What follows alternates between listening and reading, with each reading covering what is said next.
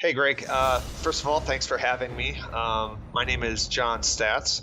I was the first level designer on World of Warcraft, and I wrote about my experience on the project in a book called The WoW Diary. So I want to talk to you about this stuff because you were in the midst of this almost wild west of game design, because the only template you had to work with was Everquest. Right. And even in the Warcraft universe, which had been pretty established since Warcraft 3, you didn't have like accurate maps or or anything like that. You had like concepts of maps that had changed since Warcraft 1, then Tides of Darkness, and Warcraft 3.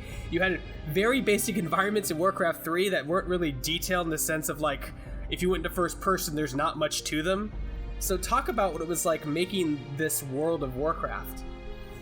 Well, World of Warcraft and Warcraft 3 were pretty much co-developed at the same time. In fact, they even tried to use the same game engine, which was just a spectacular mistake. That was one of the few engine mistakes that they made in making WoW. It was actually, we borrowed a lot of. Chris Metzen wrote the story of Warcraft 3. We kind of piggybacked on top of them. They were actually, we were drafting on their story to some extent. The Undead came about from Warcraft 3. The formal storytelling really happened in Warcraft 3. So we had a lot of good ideas for the zones and the basic, like Duratar in Warcraft 3 almost looks identical to WoW, but you're right. Most of it was, we were trying to just make something cool, and we borrowed a lot from Everquest. I wouldn't say that. Well, Alan Adham, the guy who founded Blizzard, he was our lead designer. He even said that WoW probably wasn't going to be a revolutionary game. He thought of it as an evolutionary game in terms of game design. Everquest was revolutionary, putting a graphical user interface and representing that in 3D, a MUD in 3D. That was definitely a revolution. But and it's the typical Blizzard formula. Find something that's a great proof of concept and take out what doesn't work and just keep what does work. And that's kind of the design template that we use. But Everquest, we based a lot of our decisions on Everquest, and we based a lot of our production decisions on first-person shooters and how people created 3D geometry, because Warcraft 3 and WoW they were Blizzard's first 3D games, and we were just learning. I could tell they were pumping me for information when I was interviewing as a level designer, because they had never had a 3D level designer in the company. They would talk about level design in terms of tile sets. Right. And in 3D, there's no such thing. I mean, you have a texture set maybe, but we don't work in tiles. Nobody works in tiles in 3D, really. So it was a big learning experience. Yeah, it's you mentioned that this is one of Blizzard. Warcraft 3 was one of Blizzard's first 3D games working into Warcraft, which you mentioned were developed simultaneously. Right.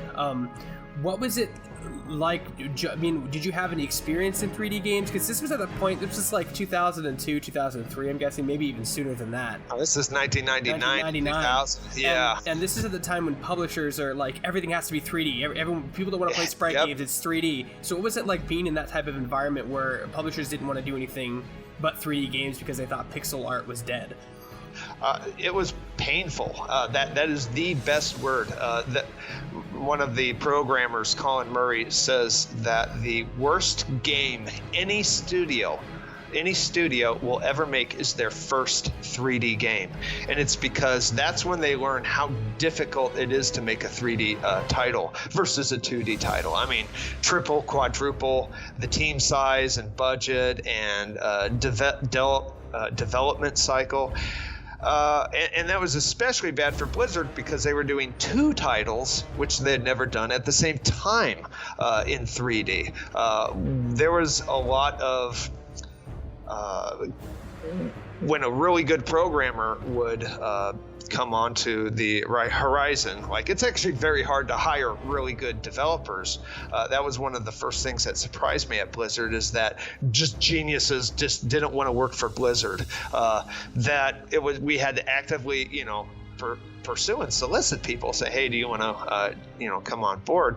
But when somebody would show up in the HR would discover this great applicant. Both Warcraft 3 and WoW wanted that same programmer. And so there was this kind of like dance where, okay, he's good for you and he's good for us. We'll give him to you. We won't, so there was a give and take. I think it worked out pretty well. I mean, both sides were happy, and we were all working for the same company. It's not like there was any animosity really between the two teams. I mean, obviously, this is a team dynamic, but World of Warcraft was such a huge game. As a level designer, where do you even start? Because like the game was in scope for back then was huge. I mean, it would take you. It still takes me sometimes 45 minutes to get from one side of the realm to the other without using teleportation. You know what I mean by traveling there? Like, where did you even start with a map in a world so large? Well, it's kind of funny. There's a picture that it's actually on the cover of my book. It's this picture. Chris Metzen, our creative director, painted this continent on the wall, and that was the first real solid continent view, and he massaged it and changed it, but it's really kind of interesting to see that very first painting and see how big he thought this zone should be, or skinny that zone should be. You start out with looking at the game. Okay, if we want to level people up from 0 to 60 or 1 to 60, how many zones do we want them to visit? How long will it take to get into each zone? So you kind of just get an idea of how much content you need, and you just iterate. We constantly changed and resized our zones, especially after one of our I think it was our first E3 appearance. People could run across Azeroth too quickly. It felt like 10 minutes was too short of a time, and so they made the effort to widen Stranglethorn and all the other zones, and it's just you do it over and over again. But for me, I was doing dungeons. I was building caves, castles, and that sort of thing. So I started out working in Quake. That was our editor. We had BSP editors from the shooter community, and it looked like nothing like World of Warcraft. Like the rest of the world was smooth and soft and painterly, and we used the Quake 3 engine, which was black, hard, sharp corners, orthogonal. I mean, it was just not and we did that for 9 months, and just went all down the tubes. All of it just kind of, the geometry we realized just wasn't suitable for a massively multiplayer game. But we started out with just a cave, a gold mine or a cave, and say, does it feel good to walk around? Like, where do you think the camera will be? Do we get lost? And that's really as far as I got, because that cave isn't attached to the exterior terrain yet. It's just floating in the abyss of some, ether. It was just by itself, like any old Quake map. Yeah. But yeah. That's funny, because I remember, there's this particular cave in Hillsbrad Foothills where I had to go and kill a bunch of Yetis in Classic.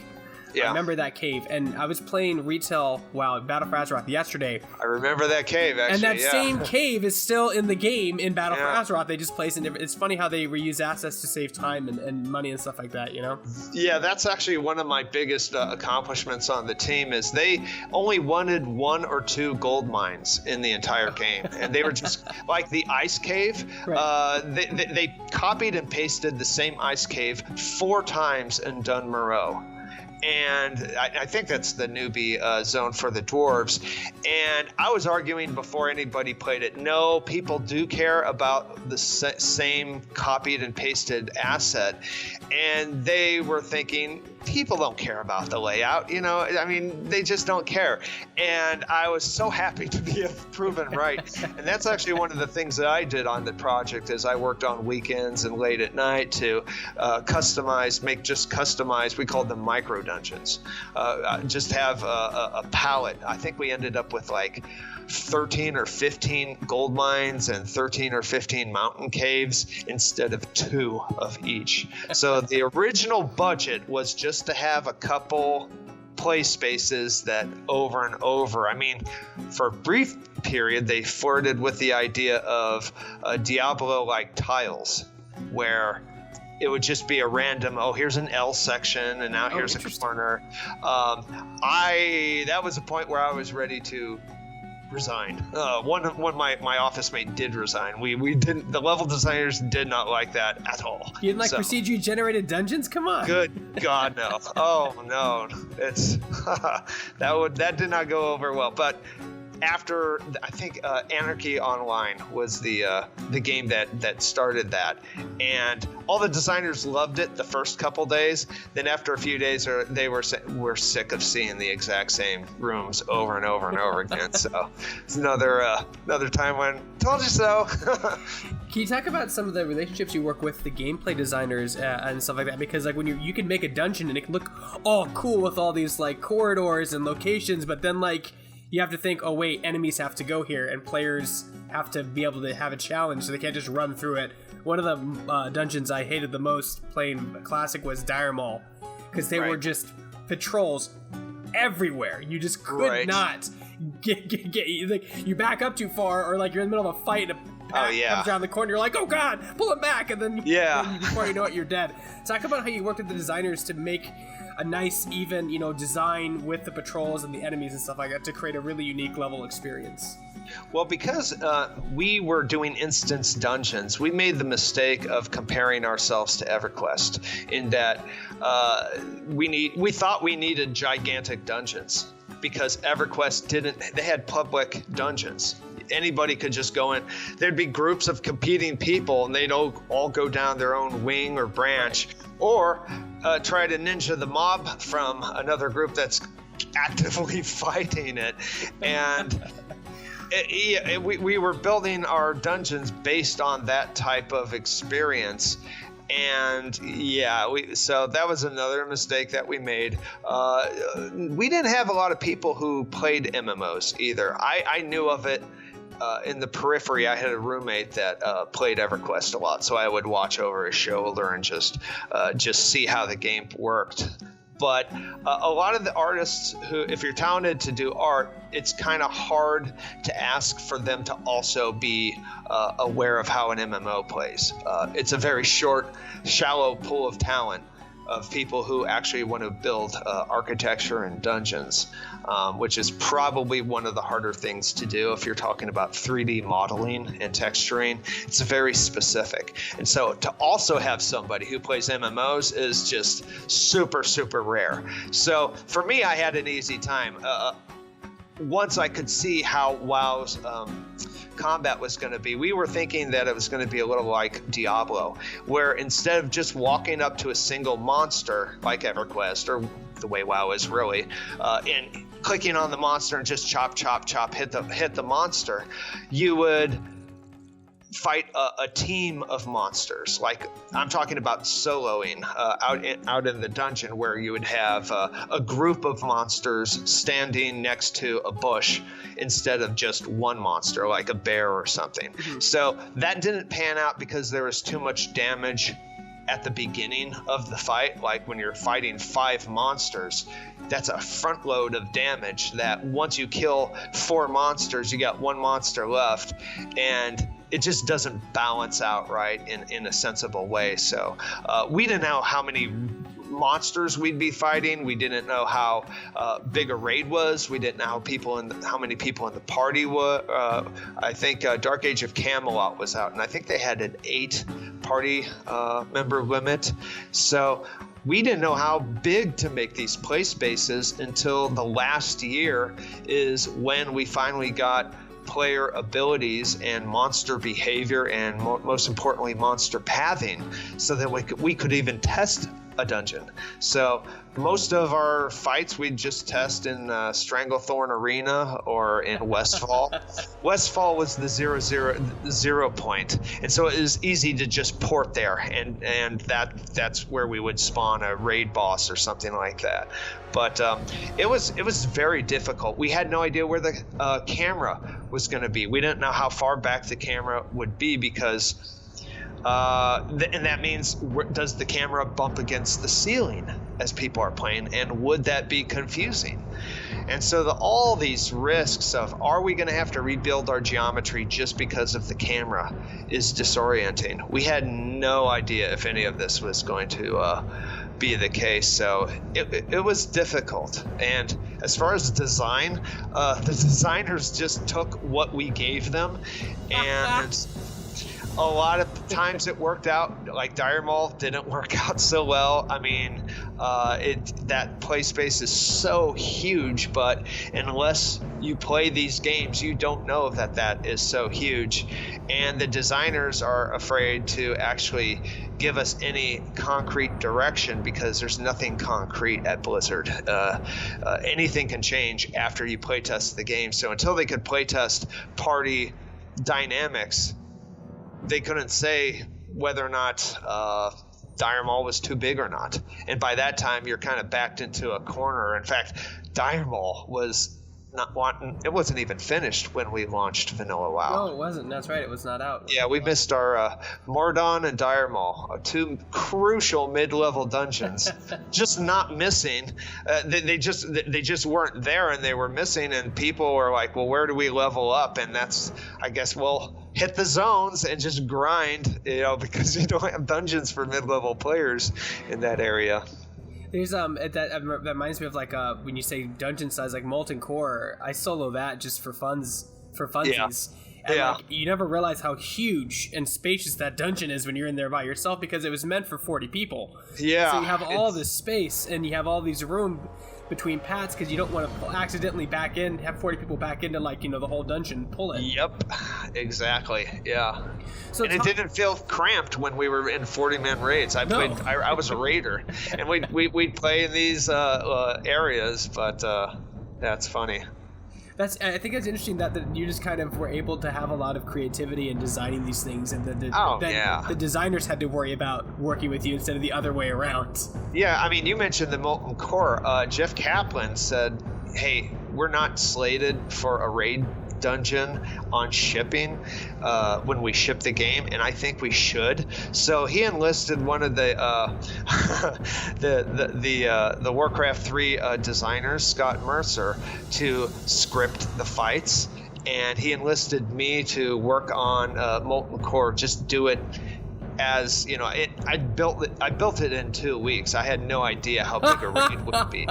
So I mean, it's just throw in fog spheres and lava, and the place just looks cool, and it looks like it was built in 2 weeks. It's not the most high resolution, high polygon dungeon, but we were just making stuff up as we were going, really. Yeah, so talk about what it was like being in your conference room, during your weekly or daily meetings, because like we mentioned before, the only template you had was Everquest. That was it. Yeah. And if it wasn't Everquest, you guys were doing basically state-of-the-art, cutting-edge stuff that no one had ever done in a game this skill before. Right. We were innovating in a number of ways. It's kind of funny, you mentioned the conference meetings. The thing that struck me, I moved from advertising, Madison Avenue, New York City advertising, to Blizzard Entertainment, okay?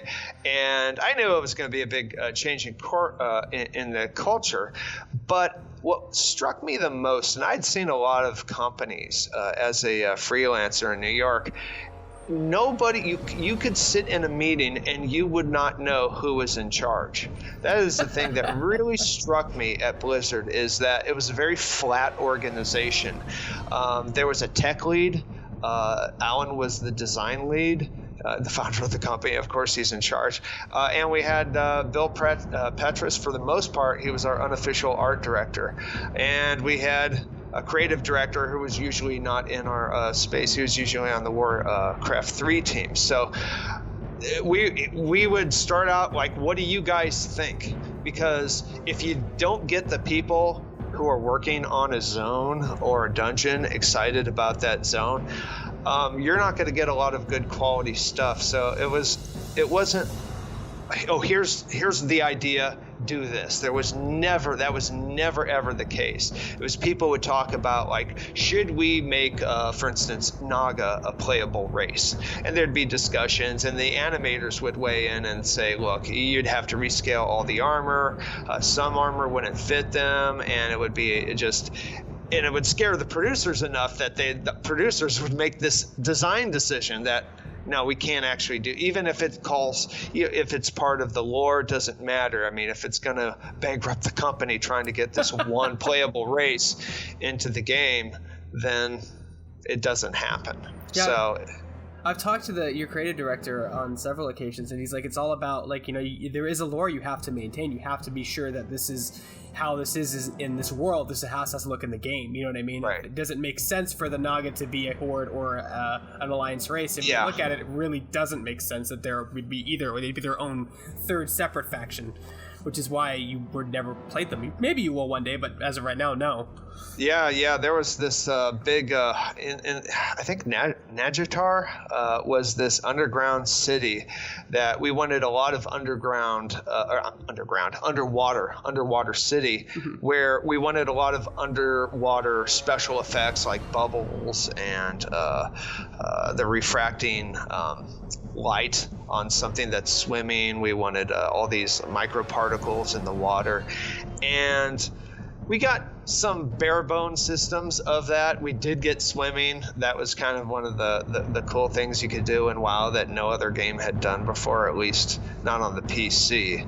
Console games had done it easily. But we had all these plans for the Naga, and the animators like, we can't do this in the budgeted time. And so lore is actually also one of the most flexible, and that's a great thing about Chris Metzen, is that he was an artist, he is a developer, and he understands that there's a budget, there's production considerations. So he would be flexible when he had to. He understands that, look, we're building a game, and it's got to be fun, and there's other considerations. So you'd be surprised how often the lore would change.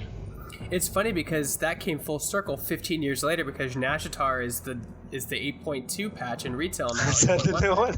Yeah, oh, great. So you can actually go, and you can actually go visit that city, and I just think that's how it's crazy how game development works, because you want to do an idea, and sometimes it takes 15 years just to make for it to come to fruition. Absolutely. I mean, only when Adam Byrne was our fantastic animator, great artist, he had done the dragon. And he made the dragon animations so freaking cool that it inspired, the texture artists to actually just create new texture sets for the dragon. Suddenly, we had a dragon with fully animated, which meant we could actually just put this dragon, which we had no plan for dragons on ship that I know of. It was always pushed back. But then, of course, that's our first raid boss, is a big old dragon. And what struck a lot of the artists was the size of the creature. There was nothing in World of Warcraft that was gigantic up until that point. And just the concept of fighting this monster, we were at his toes pretty much for the most. I mean, it looked kind of silly in some regards, like to the new fresh eyes, it looked a little silly. And a lot of the artists were really surprised that we were going to have giant raid bosses in World of Warcraft. That was out of Nixia? That was your first dragon? That was a Nixia, right? Yeah, and that's why we Dana had to build this Anixia's den, and it took a lot of time to get that lava to work in the floor. Oh my gosh, yeah, he worked on that for a long time.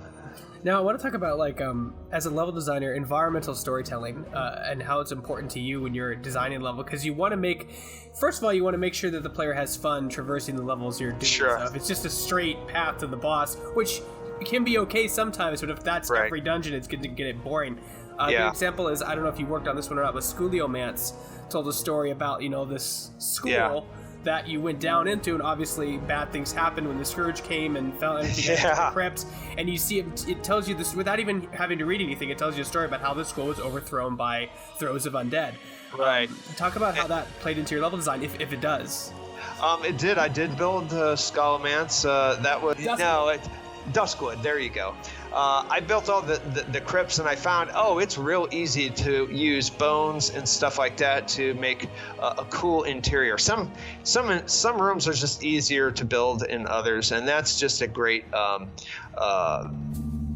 visual to have bones and, you know, tombs, and I don't know. I found it very easy to build that way, and so I just build this micro dungeon under the keep. We reused this human keep over and over again, and we just made a custom version where there's like a couple rooms down there, and they were so cool that Jeff Kaplan asked me, "Hey, if you had a couple more rooms, I think we can make this into an instance. This is just too freaking cool to just call this a micro dungeon, have a one-off thing." I'm like, okay, sure. And so I made some rooms. Again, no plans. That was literally the meeting. That's all the concept meeting we did. There's no concept sketches, nothing. I would just jam on some ideas, and some of my rooms wouldn't be good, and people would tell me, and I'd grumble a little bit and go back and, you know, make it cooler. But Schooliomance, was then built up into a high-end dungeon, and that was mostly the game designer scripting the fights and putting all that great lore in there.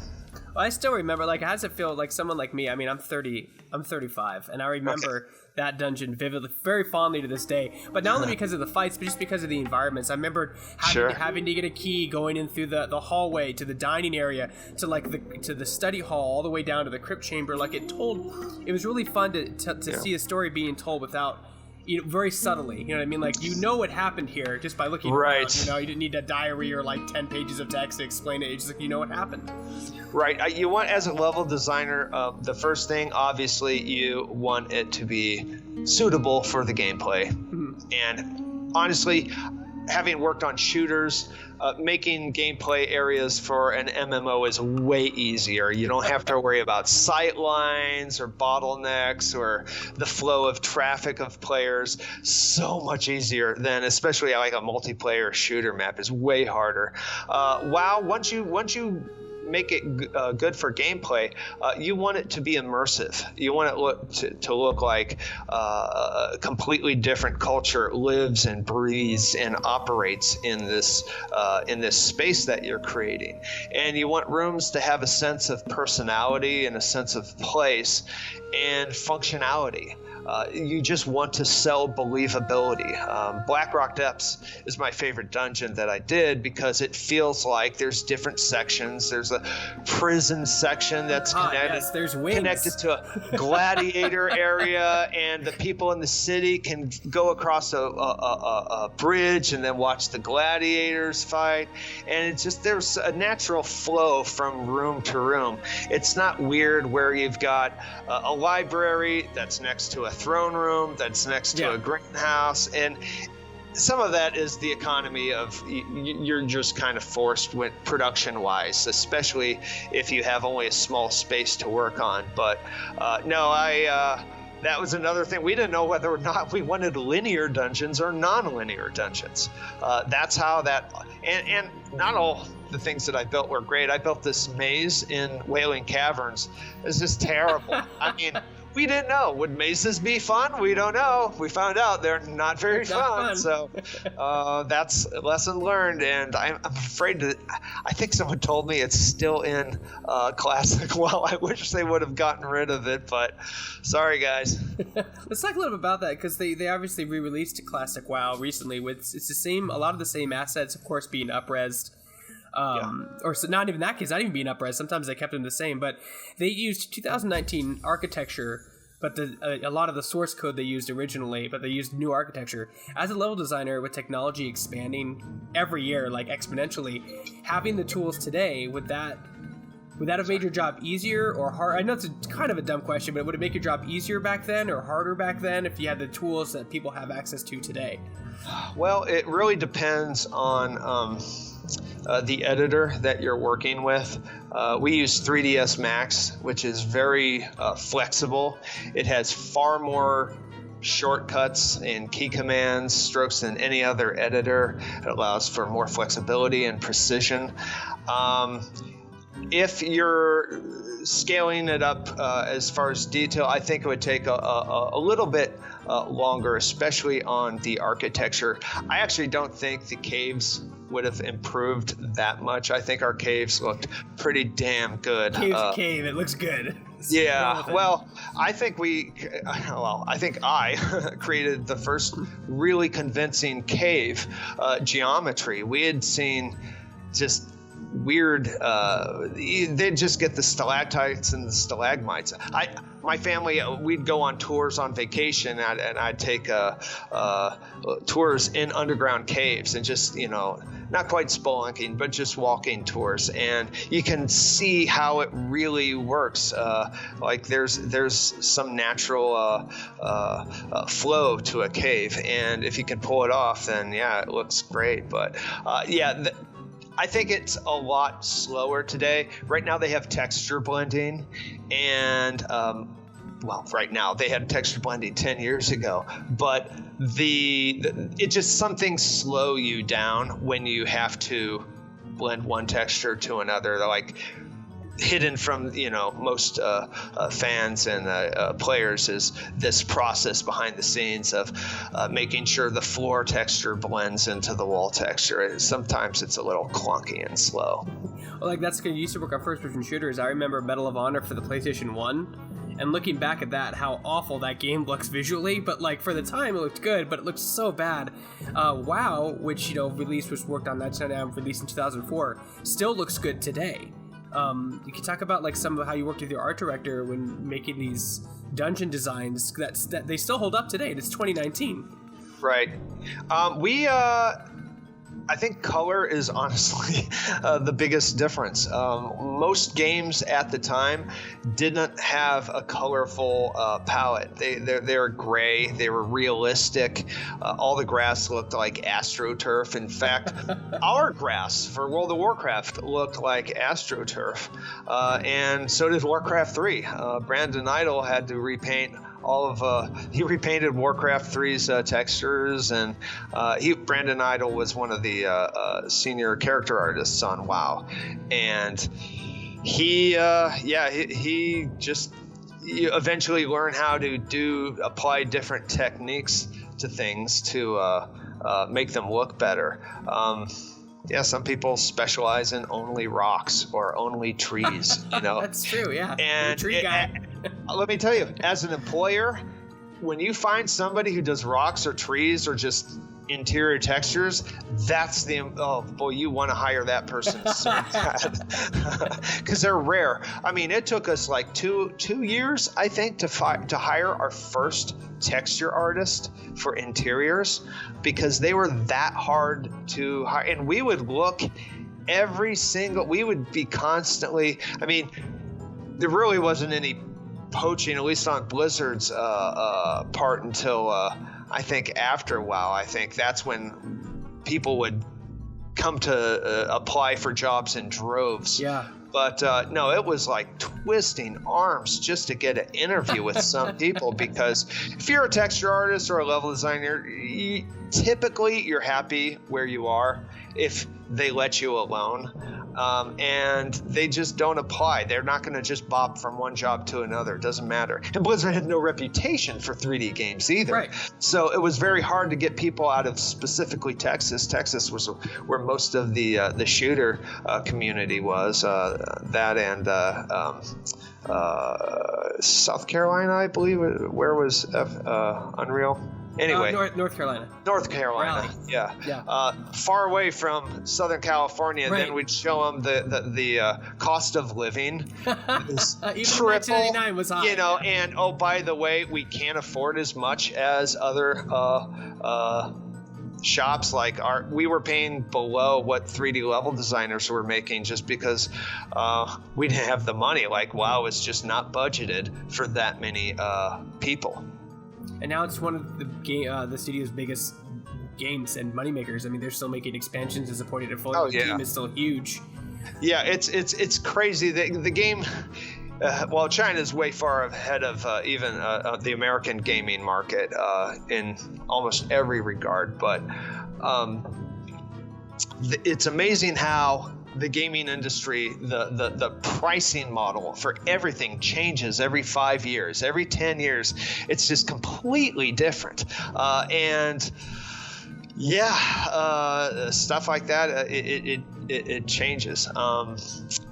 Shoot, I lost my train of thought. No, I mean, that's just basically like, I mean, and that's the thing people always think, why is it WoW free to play? I go, because it's not designed to be that way. It can't be that way. It's designed to be this way, and you have to redo the whole thing if you wanted to make it free to play. Oh, that's right. That's what you were talking about. Yeah, WoW becoming one of the biggest money makers. Honestly, Hearthstone was developed 2 guys with pieces of that's paper. Right. I never heard. Yeah. 2 pieces of paper. I remember when they were developing it, my very good friend Eric Dodds, he did the trade skills and for Vanilla WoW. He did all of the trade skills for Vanilla WoW. He would show me this game that they were developing, and I'm looking at it, and there's a number on it that says 2. Like there will be a number 2, and it'll say, I don't know, some Hearthstone word, but just chicken scratches. They didn't even print out the cards, and they did this for like at least it was over a year and a half. And I was just wondering, what in the heck are they developing? Blizzard does AAA titles. How is it possible?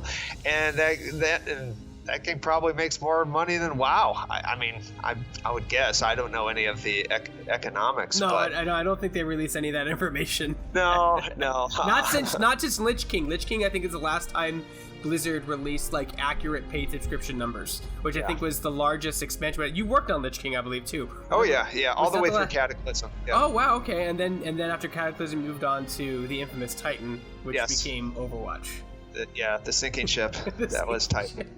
Yeah. Well, it's funny because what you're describing could have happened equally to World of Warcraft if No, you don't think so? The biggest difference is World of Warcraft. People like to poo-poo EverQuest. We had a model. We had proof of concept that this is fun. It was immediately addictive. When WoW, I talked about the competitiveness between Team 1 and Team 2. Mm-hmm. Both Rob Pardo and Team 2 wanted to make World of Warcraft. And Rob Pardo was on Warcraft 3 at the time. And Blizzard said, I know you really, really like MMOs. And, he was a crazy junkie, but you got to finish Warcraft 3. And that was, he had years left of Warcraft 3 to do. So he would go to lunch with the designers every single day on WoW. That was their basically meeting, to keep on the same page. But it was very different. When we have EverQuest as a proof of concept, it's immeasurably reassuring to have that. Titan didn't have anything like that, which is why it wasn't successful. Just a bunch of mishmash of ideas. It sounds like that. Just some worked out and some didn't. Yeah, it was too ambitious. It was just they didn't start with gameplay. They started I think with concept. I think Spore did the exact same thing. Big concept idea. After that first movie came out, and all the artists were, oh my God, Spore is going to be the best movie ever. Best game ever. All the designers like, no, it's not. Oh God, no, it's not. They could tell from the very first gameplay movie that this was going to be just find food, avoid enemies, and fiddle with. But when you're a designer and you've seen, a lot of games, you can kind of you get that eye for poor gameplay, I guess. So talk about everything we're talking about is most of the stuff in the book that you've been writing. How do you decide when to cut a book like that off? Because you're still learning to this day with all the tech that's happening. That's crazy. Man. Well, it was actually made for me. I stopped taking notes after WoW shipped, because after taking notes for 4 years, what I did is I interviewed everybody on a regular basis just to inform myself. I wanted to know how the game was being made. I wanted to know everything. I wanted to know everybody's process, because I was coming from advertising. I'd never seen the entertainment industry, and all these spoiled guys living in Southern California, they have friends in the movies, friends on TV shows, friends in games, and I was super excited. So just to educate myself, I did that, and that's how I met everybody on the team, and it was really great. And I just took notes every single month. That was the process. Once on a weekend every month, I would just sit down and start typing. I'd go through my email and see what had happened, just so I'd have a chronology. And I started because I thought WoW was such a disaster production-wise. I knew it was going to get built, but holy smokes, no one had answers, especially for dungeons. We had no clue on how to build dungeons, none of us. And I thought, this is going to be such a train wreck. It's going to be a great book to tell. And so that's why there's so many details. I could never write about post vanilla WoW development because I didn't take notes. All those little anecdotes and, oh yeah, I remember when we did that. You completely forget about all of that stuff. And when I show this book to the teammates, they're just amazed by the amount of detail that's in it. Usually you end up something that the PR department comes up with, very broad-based, broad strokes. No, this is the stuff. This is from the grunts, the guys on the ground. It's their war stories. Not the gems. And like I said, you were in. 1999 is like a pivotal point in game development where you're in the trenches, where everyone's trying. Like you mentioned the 3D thing. Consoles were starting to become the thing. Oh yeah, they were already the thing. Did you have any when you guys were in concept or gameplay? Did you talk about because I remember StarCraft being on N64 at a certain point and PlayStation. So same with Diablo, but that's really it for Blizzard back then. Yeah, it just came down to the controls. Being able to control and type and communicate. Yeah. This is before YouTube.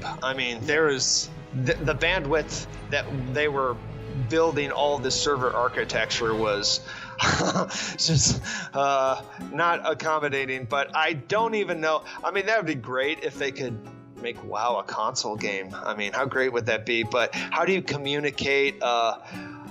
There's so many keys that you have to click, smashing buttons. You just would never be. And Blizzard doesn't want to make a game that's crappy to play on consoles. That's a pretty big market to sour your brand with. Delivering not a great title for consoles. So no. It was tried. Oh, it was absolutely tried. It was absolutely tried.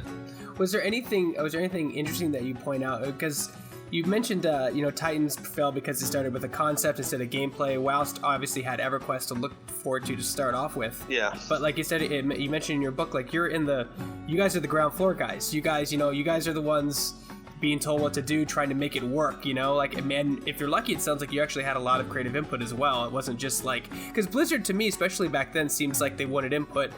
You mentioned the conference room, you didn't know who was in charge. Everyone kind of had got their 2 cents in. Where I have a feeling, I don't know this, but I just have a feeling that Blizzard's more of the creative director makes his thing and that's it. There's no mishmash.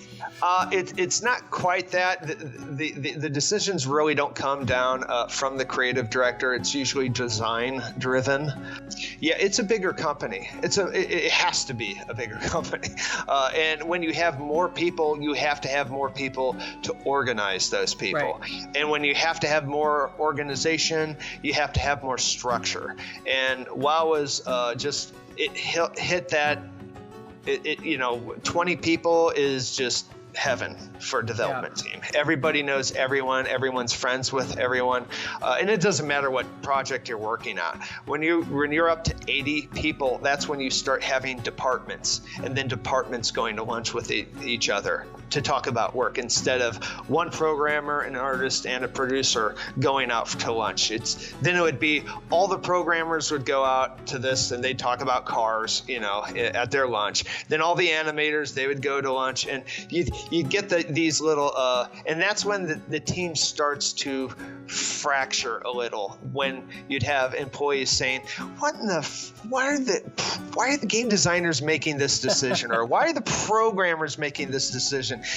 And when you're sitting at your desk, you have to some people, they don't have that, gumption to get up and talk to the programmers. We're not all type A, personalities. Mm-hmm.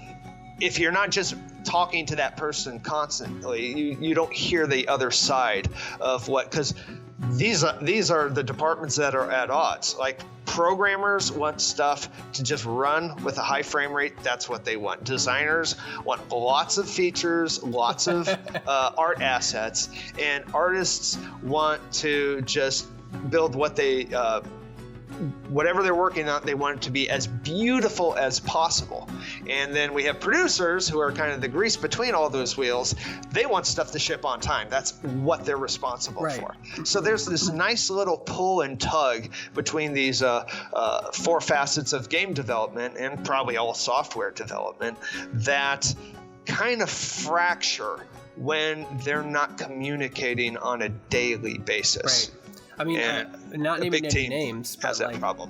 Yeah, but not naming any names in the interview. But I've met a lot of higher up Blizzard people that were in the depths and worked on a lot of high games. And they left because they said it was too big. There was a disconnect that wasn't there, 10 years ago, and they just needed to get out because it was just, like you said, like you mentioned, the departments, and you have 200 people on a team, and everyone has their own specific job. There's very little room for interpretation or creative freedom. You need to just you got to make those milestones, and people just get burnt out. They just get burnt down on it. And when you have that organization, when somebody has an idea, they have to clear it with more people, instead of back when I was just a cowboy. I was a ninja. It's easier to ask for forgiveness than permission. And as long as I was building stuff that would make the designers happy, I usually got forgiveness for just deciding to do stuff like Warsong Gulch. Myself and another artist, Matt Malizia, who had never even used the exterior tool, he started doing the terrain, and I started building the buildings. And that's because I I started out making capture the flag maps for all the Quake titles, and I wanted to play Capture the Flag in World of Warcraft. Didn't ask for permission, and we kind of pissed off some of the designers who were already working on, I think it was Alterac Valley. AV. Okay, that was the 40 on 40. Yeah. And that was their first hit on PvP based on Alan Adham's idea of being a part of a Warcraft contest, where you've got gold mines, you've got these peons hitting each other. You're participating in a Warcraft 2 or Warcraft 3 match. That was the concept that he had. And they kind of didn't work out that way, but there's a lot of resources that went into that. And then there's us two hotshots just doing a 2-0, and we made this thing in like 2 weeks. And of course, once the quest designers get wind of it, they say, "Oh, we know how to ninja and script a flag together. It'll just be glow." And so now there's momentum behind us, and we're completely off. The producers don't know what we're doing. Nobody knows what we're doing, and we just didn't care. And eventually, when the team is behind it, then the designers are like, okay, yeah, I guess we're doing that now, so sometimes you step on toes, and that's just the way it works sometimes. That's, but I guess when you're developing something, it's easier to do it. Like all the time, like the expansions, it's more rinse and repeat. You kind of don't want to go off in the weeds too much because you risk upsetting an audience. If you have an audience that's used to this type of gameplay, you don't have that freedom to just constantly experiment. And yeah, it's a definitely different way of developing. It's still one of my favorite battlegrounds. The Warsong Gulch is such a fun mode to play. It's small, it's condensed. The capture flag mechanics are really fun. Yeah, and it's remained mostly unchanged, other than of course the class changes and stuff. I think they upgraded it actually a couple years ago. Like visually they upgraded it. Oh, good. It was okay. I always wanted a quad damage in the center of the map to break up the stalemates, because that's what you do in capture line flag, of sight, right? Like get rid of that line of sight issue in the middle of the map. It was fun. So since you've been in games for many years, and you've been in, like you said, in the Reeds, in the Wild West, do you think, in your professional opinion, Blizzard still is what it is today without people like you, Jeremy Wood, Ben Bowles, Mike Morheim, Chris Menson? Like, all those people are kind of off doing other things or retired or whatever. They're not there anymore. Oh, no, they're totally there. It's a different structure. Like, I was way less prolific after WoW shipped because the team structure would change. There was... I didn't have the liberty to ninja stuff into the game anymore. In fact, they instituted a mandatory 40-hour work week. They didn't want people working over 40 hours. The crunch. So I couldn't. No. This is the anti-crunch thing. This is after WoW shipped and everything's good. Blizzard's got they're flush with money. They didn't want their employees to feel like they were obligated in any way to work longer than 40 hours a week, which is weird because the rest of the industry was complaining about that. And so Blizzard just wanted to avoid, being that way, and that kind of killed my steam. I kind of prefer longer. I mean, especially if it's an idea that I'm jazzed up about. But yeah, no, those people are still there. Honestly, Hearthstone was shook up. I mean, that really shook up Blizzard. Like, there are some senior people in the company that were not supporters of the Hearthstone project because we didn't know whether or not a AAA title producing juggernaut that is Blizzard, do we poison the brand by making these little card games that are just we don't know, and you don't know until you actually launch it and people start playing it.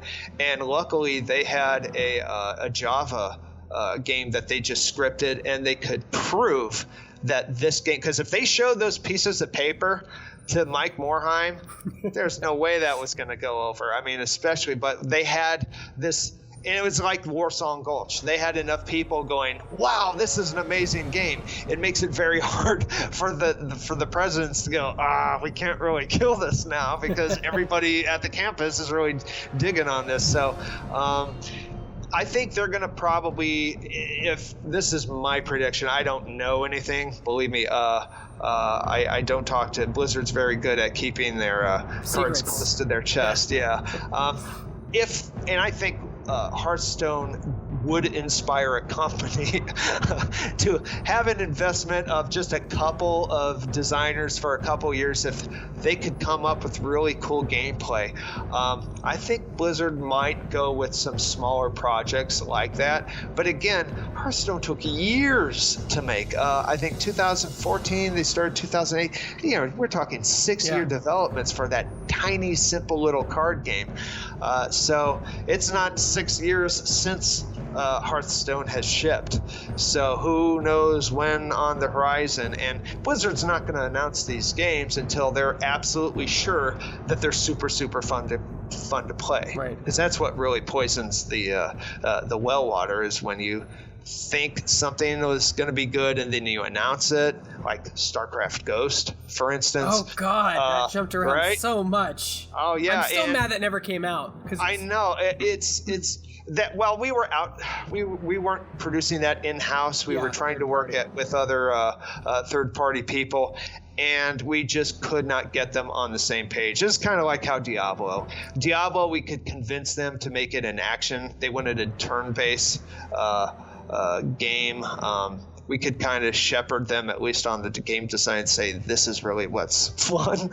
And some studios, you can't do that. Yeah, Blizzard kills those projects a lot. Like all our work with third-party stuff is all Blizzard's work. I'm not with them anymore. Well, it's funny because that point-and-click adventure game with Thrall, that game was like practically done. I mean, I could go online somewhere and probably find the code and play it. It was done, and they just canceled it.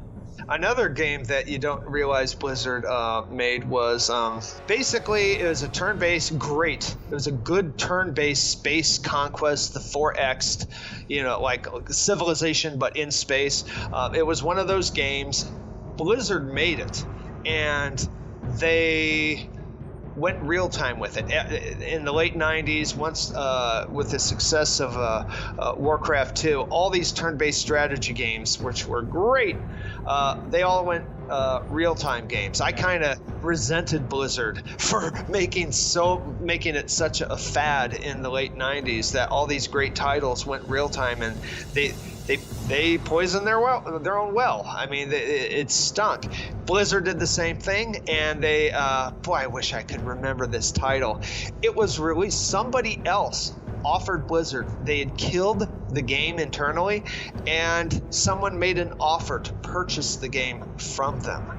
And they said, okay, here's the game, And so they recouped all their losses from that, and they shipped it, and it stunk. Yeah. I mean, like some people don't mean... I may have wanted StarCraft Ghost, but I've never played it, so maybe that's why I want it so bad. Well, I mean, when we saw it internally, like where I remember there's a vehicle level where it wasn't wide enough to turn the vehicles. Like, it was just... really bad. And that's a common level design thing. When you have players, like especially for shooters, bumping up against walls is a big no-no. Accidentally falling in the lava is another one. You want to give players enough room to dodge. Because if they can't dodge, then it's the geometry that's deciding whether or not they're going to live or die, and that's not fun. So, there's massive level design problems, and again, Blizzard hadn't developed anything for the console at the time, so they were really unsure whether or not StarCraft Ghost was the right decision to make. And so they kind of, pulled the plug on it. Well, that's how you learn, right? I mean, that's how companies learn from failures. So you don't learn unless you fail, right? Yeah. Was there any particular dungeon in World of Warcraft that you designed or made that you never finished or regret never got into the game or anything like that? You know what? When things don't go into the game, it's usually for a good reason. I built a lot of stuff that wasn't quite finished. It wasn't polished, and that's how you do everything. You don't do polish on the very first pass or show it to people when it's super polished. You find out. You build it, you get into the area of where you want it to be, and then you get some feedback. You don't want to go too far down the rabbit hole chasing these things that might get killed. Because, for instance, if there's no need for that type of gameplay, like I built a Karazhan ended with a raid dungeon on top of it. Karazhan wasn't originally a raid dungeon. It was a 5-man dungeon. This was after WoW shipped. Karazhan has, oh my god, Karazhan has such a terrible history. I started building Karazhan in 2000, okay, using a BSP editor, okay, because we knew it was going to be our worst case dungeon. And we had a concept for it, and we said, well, okay, we'll find out whether or not a BSP editor is going to be a good way to make dungeons. After Karazhan, we couldn't even light it. We couldn't even compile the dungeon. I mean, it was just so ridiculous. It would take, oh my God, like hours and hours and hours to save. I mean, it was just terrible. We built dungeon. We built Karazhan again. Another level designer built it, but it was too tall and thin, and so we scrapped that dungeon. That was textured dungeon. We just threw away. Then I redesigned Karazhan. Aaron Keller and I built. I did the outside shell and the layout of Karazhan, and Aaron he fleshed out the rooms. And at the very tippy top, where all those asteroids, there was one main asteroid, which was supposed to be a raid dungeon where there were a bunch of demons running around. But that's when Karazhan originally was going to be a lot more demonic, where there was a lot more demonic influence. But that kind of went away, and Jeff Kaplan was saying, we don't have any upgrades to give people. Like we're tapped out on gear. The gear is, there's not enough gear. A lot of the micro dungeons didn't need to be as big as I made them. Karazhan had a whole bunch of micro dungeons around it that were never used or opened, and they were half finished anyway. But there's tons. Every developer has stuff that doesn't go in, but there's usually good reasons. Sometimes it's not artistic enough. And that's just right. I just want to we keep mentioning Jeff, and I just want to mention, yes, kids, Jeff did work on other games besides Overwatch. That is not his first rodeo. Oh, yeah. Just for the younger people out there listening to the interview.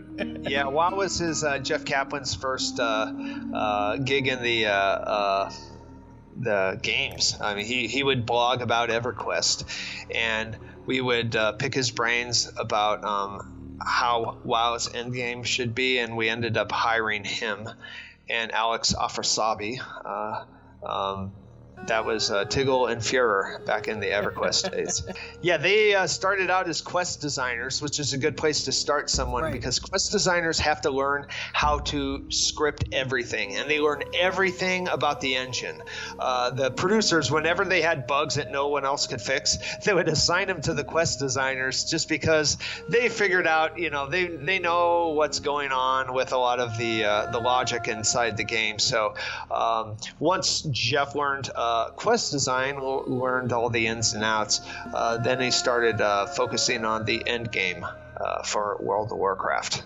I was gonna say, I was so mentioning you mentioned Karazhan, because that's another dungeon that I fondly remember because of its environmental storytelling. I mean, you walk through it, and you're in this awesome tower that's had like a bunch of history and lore and magical presence, but you get to have so much fun with it.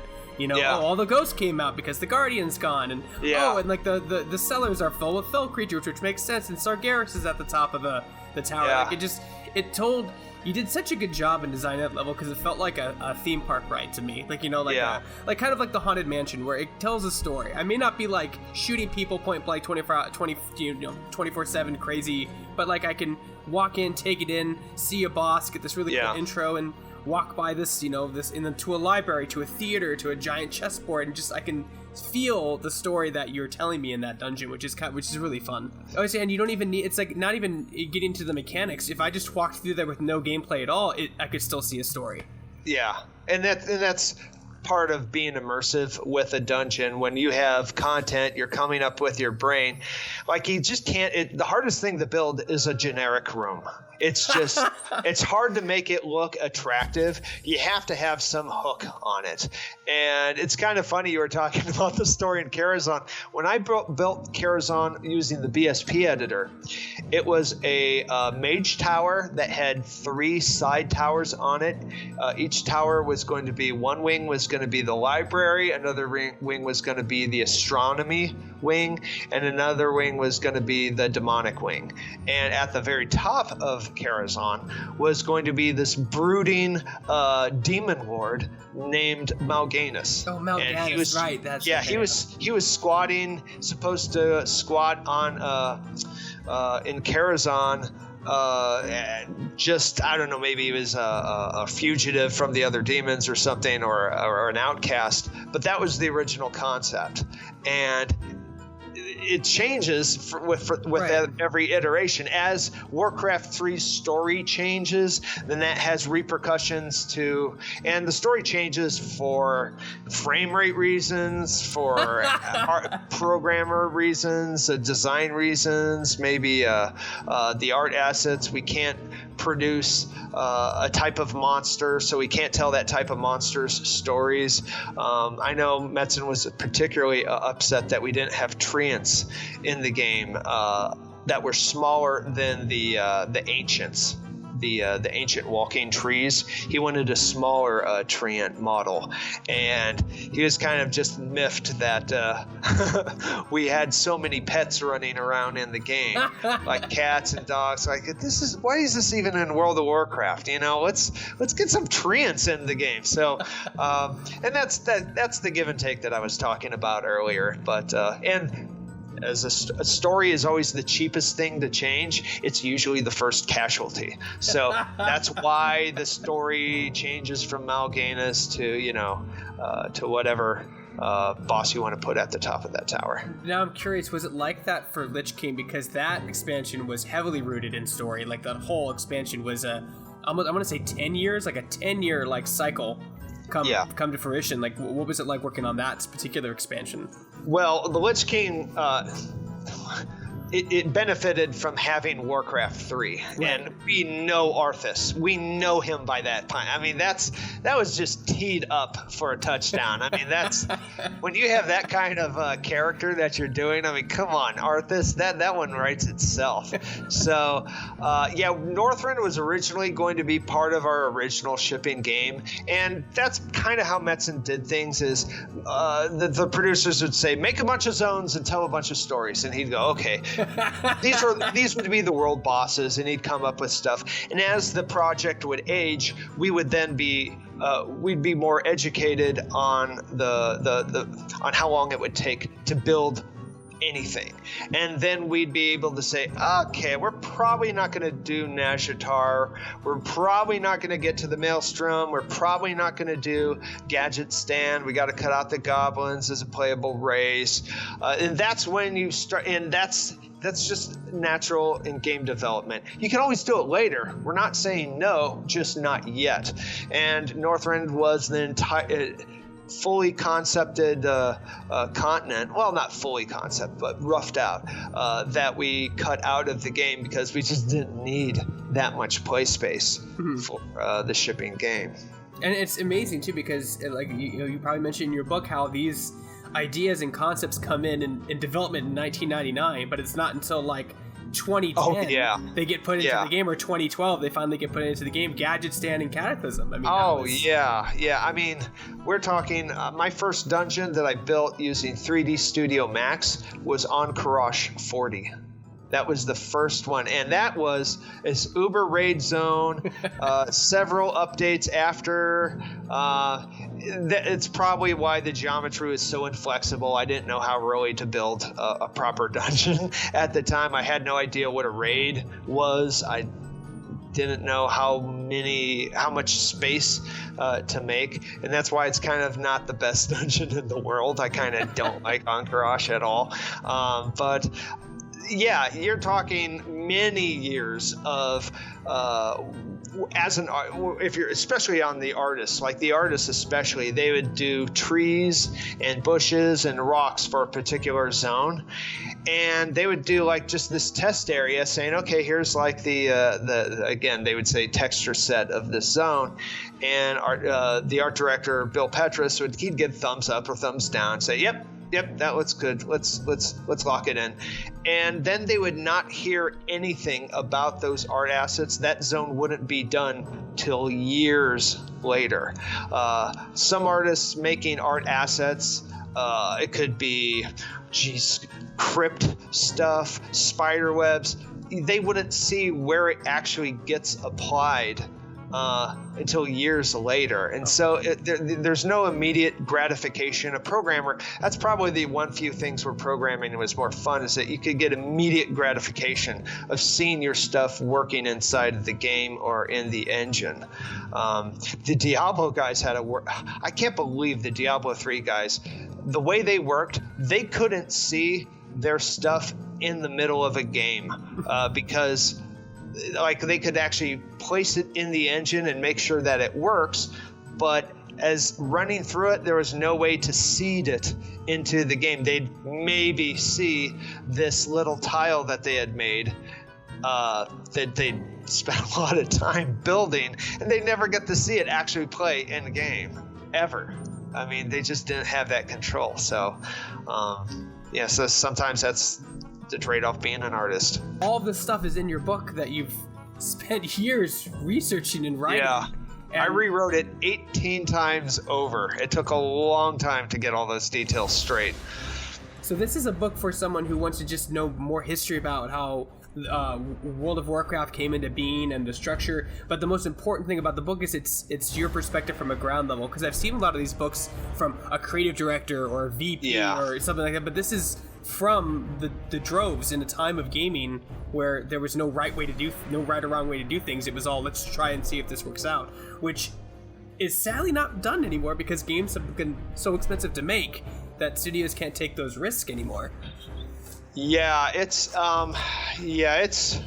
also hard to write a book like this. I mean, I don't even know where we talked about it earlier, but I don't even know where you start with that book. I mean, you start from your hiring process all the way to Cataclysm. I started from my first impressions on the job and talked about it's mostly two things. It has the chronology of World of Warcraft from the inception to where Blizzard was to where they launched. It ends on launch day. And it also has the anatomy of a computer game development team. So I talk about the production department. How do producers, what are their jobs? You know, they have to order food and everybody complains about the food, and then they have to clean up after the food after everybody eats, and it's just the weird observations that you learn about what they have to do on a day-to-day basis. And especially if anybody wants to get into gaming, you could have written this about any like Grand Theft Auto or any type of big title. You could have written a book like this if you had taken the notes, but it takes so much work and you have to have such a drive and a passion for it. And certainly you probably have to have an independent voice doing it. I didn't work for Blizzard when I wrote this. It was years after they'd given me the heave-ho. So that was kind of neat, and you have to do it for a company that is cool enough to say, yeah, go ahead, publish it. Is it hard writing a book? Because David wrote a long read called Rocket Jump, which talked about the evolution of Quake and the Quake games, and we're just mediators as journalists. You tell us something, we go cool, and we put it in our article or in our book. But with that particular read, there was like one person said this happened, and then two people like, oh, that's not how it happened, and then it exploded. Did you have any problems with that with your particular book? Like, I don't remember saying that or doing that on that job. You're like, well, you did. I described it. I described at the beginning of the book that, look, this is one person's perspective. I'm one blind man feeling a very big elephant, that parable, the blind man and the elephant describing him. And that's really what it is. Unless you're actually in the room, and I had the stick-to-itiveness to actually ask. I'd walk up to Mike Morheim and we would talk about why did Blizzard start with this or that, or how are you successful, and he would give it to me in his own words. And unless you get it firsthand, it's so different from the regular stuff you get filtered through the communications department, because unless they can talk about development with precision, so much of the details get lost. And hopefully this will bridge the gap, I think, just between any game player, whether or not World of Warcraft, any player of games, between them and a developer, so you can kind of see why developers make the decisions that they make. That's awesome. It sounds like anyone who's interested, for one just wants to be entertained and read something interesting, but if anyone wants to find out more about how AAA development worked back then, and I'm sure even a lot of the same lessons apply today, this would be a great book for them to read. Yeah, and it's on Amazon, and just type Amazon.com. If you go to, just type the WoW Diary, it should show up. It's on Kindle is not the best format. I have the PDF available on the WoWDiary.com. If you want to get the PDF, for some reason Amazon doesn't like PDFs, so I'll put a link in the description below. You guys can click on it. Sure. But yeah. If you had one word of advice for someone reading your book or interested in being a level designer, what would it be? It takes time. For many years, you're going to build awful dungeons. And my first shooter dungeons were awful, terrible, for years, like a lot of years. It takes a lot of work to build up your skills, but you get there. Awesome. Well, John, thank you so much. His book is called The WoW Diary, guys, and it's available on Amazon and as well as his website. I'll leave a link in the description below. You can click on it for PDF form or physical form. John, thank you so much for taking the time to talk to me today. Thank you for having me. I appreciate it.